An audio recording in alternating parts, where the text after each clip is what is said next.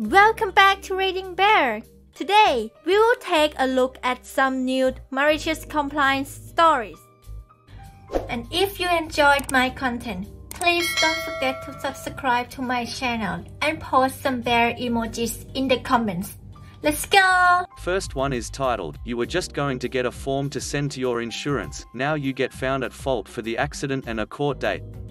Years ago, when I was a patrol officer in a police department in a small town in the southeast, I responded to an accident in a parking lot. An older gentleman, around 65, backed out of a parking space and hit another vehicle. Since he was backing and had the duty to do so safely, while yielding right-of-way to the other vehicle, it was his fault.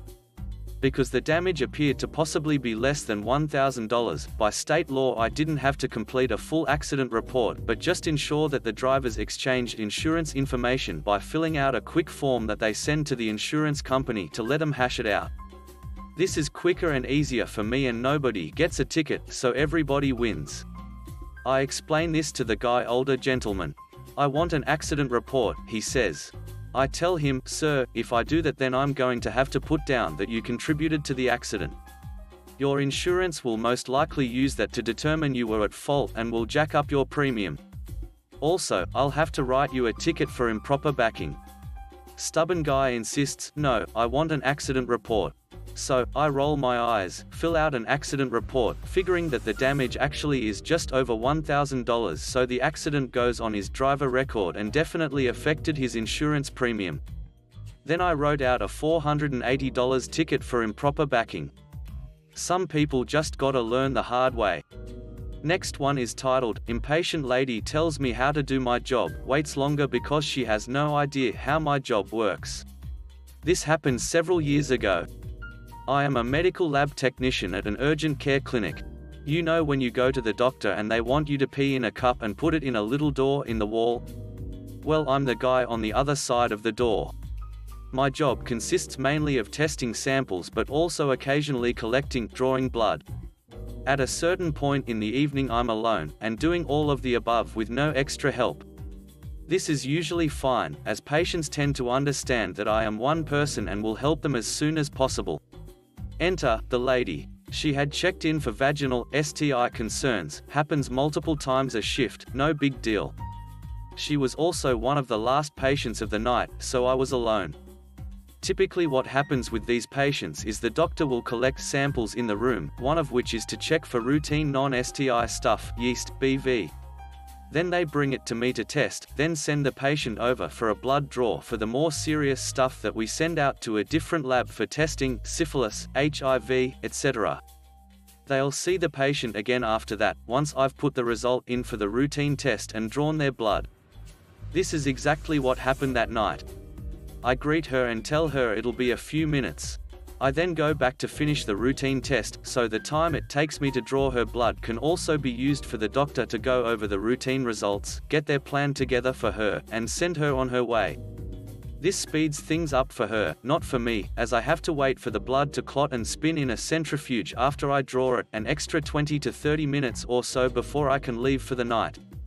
Well, it's been 3 minutes and she sees me through the glass still looking into the microscope working on her test. She waves her hands to get my attention, looking very annoyed. I go out there to attempt to explain what I'm doing, but before I can get a word out she rudely exclaims that she wants her blood drawn now. I maliciously comply, leaving the result to dangle an extra 5 to 10 minutes in limbo, which can easily compound into much longer of a wait if the doctor is busy with something else.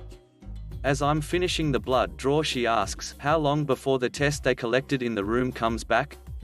Here's my favorite part, I flatly tell her I was just about done with it. That look of realization, that she had interrupted my helping her to demand that I help her, was priceless. She just said, "Oh," and then very quietly went back to the lobby to wait. It was one very rare night that I got to leave before the last patient. Next one is titled, "Store Manager Said They Wouldn't Take My Check." This was back around 1996 or 1997. I went into what was, at the time, a major computer and electronics store. I had my heart set on buying a particular laptop. I had done my research and they had the exact one I wanted.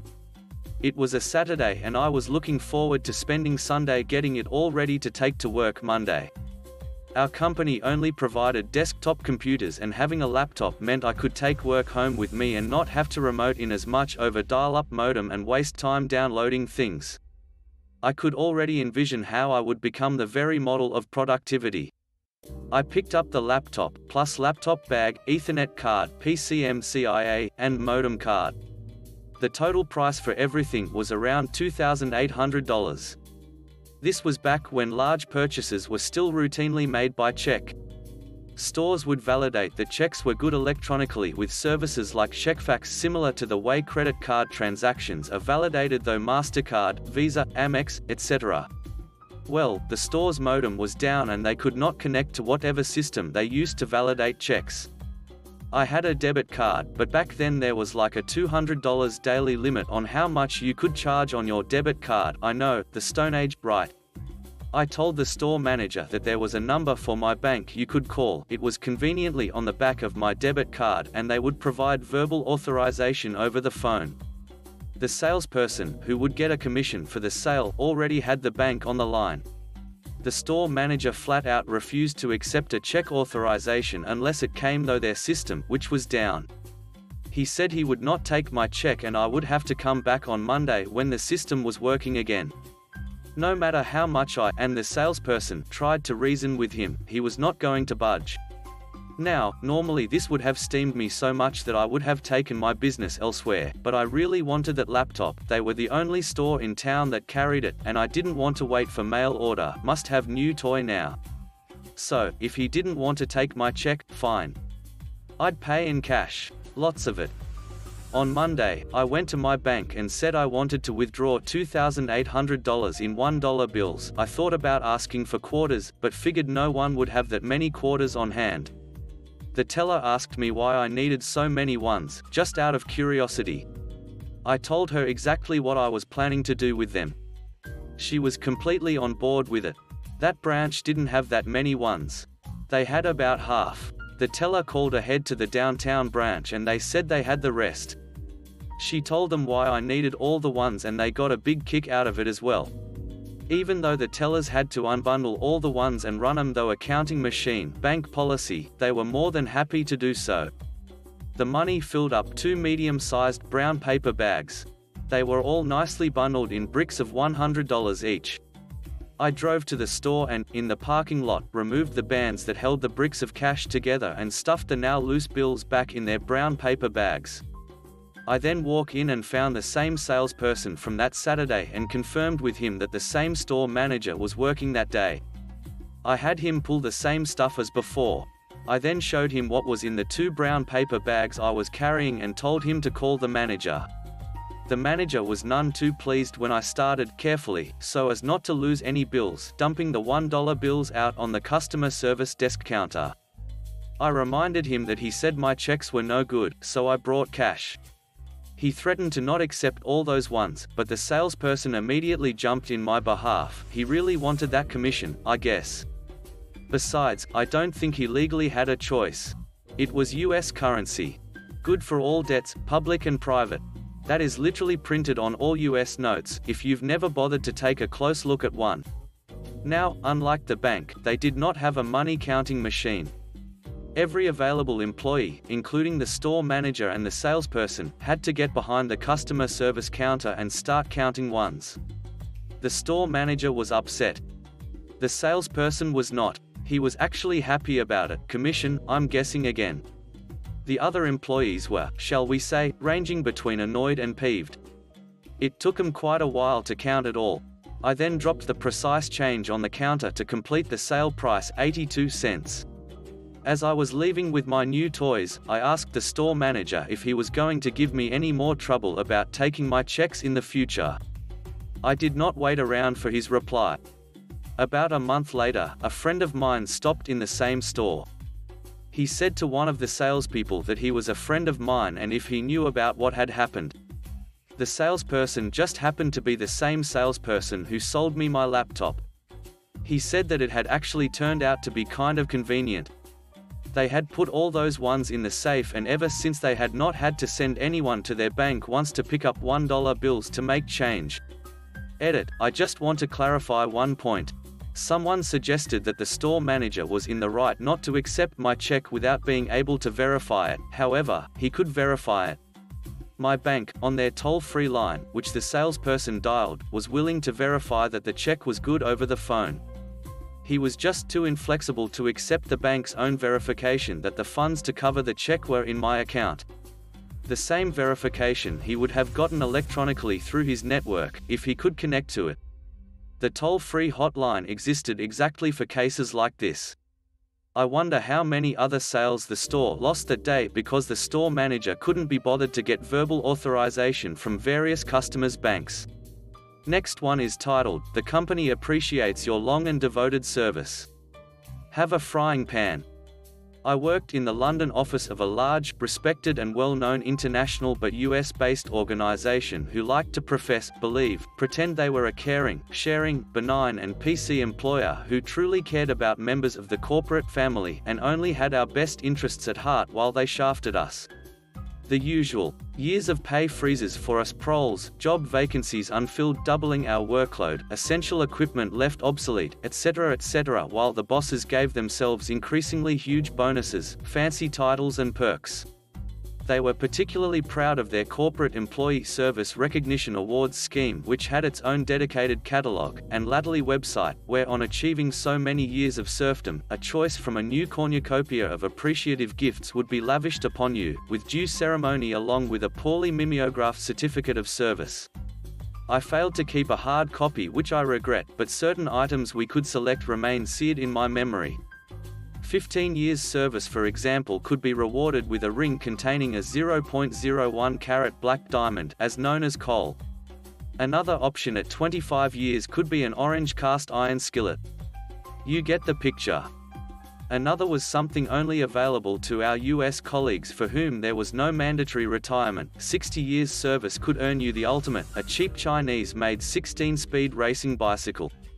Given that at an absolute minimum you'd have to be 76 to get this, the black joke was that you were encouraged to ride this in heavy traffic in order to rid the company of their pension obligations.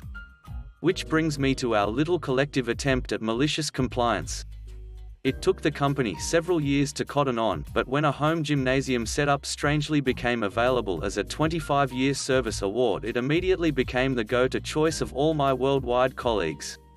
Why? Not for any desire for fitness, but because all these things had to be sourced and shipped from the States. Shipping for a crappy, but hugely bulky and heavy-weight frame, dumbbells and all the weights to Sydney, Delhi, Ulaanbaatar or wherever probably cost the company at the very least 20 times the value of the item. Not to mention the customs duties and import fees. I think this went on for about 5 years before the bean counters clocked it.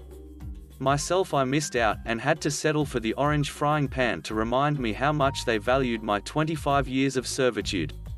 It's mounted on the wall for my grandchildren to revere. Last one is titled, "Take Direction from a 19-year-old deputy shop manager, in a role literally revolved around handling cash because it's cheaper to pay their wage than an adult with more experience." Okay, enjoy your losses. Background. So in the UK, bookmakers or betting shops are notorious for their illegal employment antics, and it literally just gets ignored, probably because the billion-pound industry is able to pay its way through any legal obligations or serious allegations. Staff turnover is incredibly high, as most will just stick it out until they manage to get a better offer. A lot of experienced staff that stay more than a couple years develop gambling addiction. Not a nice place to work. You are the most basic of low-level vessels the company drives through slave labor for minimum wage. They will hire literally anyone that is old enough, 18 plus here in the UK, and the usual progression is from cashier, to assistant manager, to deputy manager, to shop manager. Now the goal of the company is to have one shop manager, one deputy manager and the rest assistant managers. Cashiers are basically assistant managers in training, and it's imperative that cashiers are trained up to become assistant managers as quickly as possible, usually within 3 months, though this can differ slightly dependent on the company. The reasoning behind this is because assistant managers and above can manage a shift and are trained in all aspects of cash handling, banking, profit reports, etc., and therefore able to work alone. A cashier has to work with a superior. They give the most common role an attractive title, assistant manager, probably to make young naive workers feel important. It looks good on a CV or resume for our American Redditors, and it also gives the company an easy scapegoat when money goes missing, bets are incorrectly settled and subsequently paid out, bets are taken for above the allowed amount, etc. You get the picture. It is usual practice to work a 12 to 14-hour shift without a break, despite this being illegal. It is also usual practice for someone to work alone, even at night, unless it is a particularly busy shop. I have witnessed on multiple occasions pregnant staff members being forced to work alone until 10 p.m. despite this also being illegal. So you can imagine that the absolute main priority is for the company to make as much money as possible from open to close. There are a lot of corrupt aspects to the role, way too many to get into, but basically you're trained to follow hundreds of different security procedures to avoid losses that could potentially be avoided. If anything ever went wrong, like a bet was incorrectly worked out, no matter how many correct procedures you follow, you will always be to blame. There is always some way to twist it to make it your fault. Too many mistakes and you're out, that's it. Multiple rules and practices that contradict each other to a level of corruption I didn't know existed in the UK. There was literally a rule that you can never leave the counter unattended when there are customers in the shop, yet it was regular practice for an assistant manager to work and open until close shift 8 a.m. to 10 p.m. alone, during which time we are of course expected to manage any busy periods at the counter, restock betting slips and pens, offer hot drinks, attend to customer toilets, empty the machines of money towards the end of the night, etc. Forget toilet breaks or lunches. Oh, and there was of course a rule of no eating behind the counter. Anyway, the systems they use settle 95% of bets automatically after you translate them into the system. 5% of bets need manual translation or calculations, either because the bet was put on early before we had the info in the system, the bet was too complicated or didn't make sense. The bet was on something foreign, or the odds differed from what the customer wrote on their slip to what was in the system at the time of placing the bet, etc. When a payout is over a certain amount, like £500 plus or lower if manually settled, you have to check it with a security team. We have a phone number to call, give them the slip number, they double check it, give the go-ahead to pay out. Likewise, when a customer places a bet, if the potential returns exceed a certain limit, different limits dependent on what the bet was on, like horse racing, football, boxing, etc., you would need to get permission before placing. In 2015, I, at 24 years of age, was taken on by one of the companies as an assistant manager, as I had already had 3 years experience at another bookmakers as an assistant manager from being 18, with another couple roles in between. So I was told the plan was to fast-track my training from cashier to AM. Fine by me, it was only an extra 20 pence per hour, but it meant I could get more overtime. The starting wage for me as a 24-year-old cashier was £6.70 per hour, which went up to £6.90 per hour as an AM after training. In the UK, workers between the ages of 18 to 20 are entitled to less of a minimum wage. At the time I think this was £5.30 per hour, so as a company that exploited every possible avenue of saving money, the younger workers were often made deputy managers and shop managers very quickly due to cheap labour. The younger workers again were obviously favoured for overtime, etc. This came with its problems, of course. Experienced staff could easily identify a dodgy, ambiguous bet, manually settle quite easily and work out returns in their head, whereas the young superiors made lots of mistakes, leading to losses, of course. The MC. My first week I was being trained by my 19-year-old superior, then a monitored customer wanted to place a large bet. Monitored customers were bigger spenders that are given nicknames and their bets flagged in the system to keep track of wins, losses. This bet was a 4-fold accumulator on foreign sporting events, so the details and odds weren't in the system. The bet was for £1,000 with the potential returns of £16,000. I was able to quickly work the returns out in my head, but as my superior was about to immediately place the bet without getting security clearance, I quickly exclaimed that the bet would exceed the security limit and asked why she wasn't calling for clearance. She looked at the slip, laughed and said, "Oh no, don't worry, the returns are only about £4,000, so that's fine if he's betting £1,000. The customer hearing this jumps in to say she was wrong and to double check it as he didn't want it settling incorrectly. I advised DM that I worked it out to be more like £16,000 and offer to call through for her, but she places the bet anyway. So when it came to translating the bet, I wasn't going to translate it in my name without getting security clearance. So I called them anyway, gave them the slip number and advised of the potential returns. After a couple of minutes the security agent asks who took the bet without getting clearance, and I explain it was the deputy manager of the shop. They instruct me to contact our area manager to discuss, as by this time, 2 of the selections had already won. I hang up and explain this to the DM, who says she will call the area manager, huffing like I'd obviously created a fuss over nothing. So she gets through, explains that she took a bet from monitored customer Bob, and that even though the returns were only £4,000 off a £1,000 stake, the new girl, me, had phoned security, who then told us to contact him as 2 selections had already won. After a few seconds, the DM passed phone over to me with a victory smile on her face. The area manager comes on and patronizingly advises me to listen to DM and explains that I only need to call security when the payout limit exceed those noted on the red chart. Like, how hard can it be? It's right there on the red chart op. I, obviously upset and knowing full well the returns way exceeded the £5,000 limit, just obediently replied, "Oh, I thought the returns worked out higher than that, sorry to bother you and the security team." The final 2 selections weren't due to play until around 3 AM our time. So the next morning, on my way to work, I check out the results on my phone. Both won. Never have I ever walked into a room with such a poo-eating grin on my face as I did that day. The DM wasn't in, but the shop manager instead, same age as me at the time, a look of thunder of her face. I join her behind the counter and she immediately starts to interrogate me on this bet, asking why I took it without getting security clearance, obviously not noticing that the bet was actually taken by the DM and assuming it must have been me, being the newbie. Such satisfaction came from the following events. I am yet to match this level of satisfaction I felt to this day. I gladly explained it was in fact the DM that had taken the bet without clearance, despite my warning of the potential returns exceeding the security limit.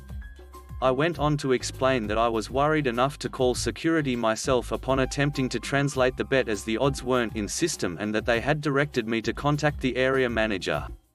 Getting more flustered, the shop manager demands to know what the area manager said, and I again happily explained that I didn't know, as the DM called him to explain before passing the phone to me. And then that the area manager made it clear I was to follow my DM's instructions and that I only needed to contact the security team if the payout exceeded the red chart limit, and that I had apologized at the time that I must have worked it out incorrectly, adding on at the end that so my initial calculations must have been right after all. I got it to 16 whatever, only £100 off. So turned out, the DM got disciplined, final written warning, was sacked within a year. The shop manager got a telling off, the area manager is still there apparently, and I left within 8 months. Thanks for listening.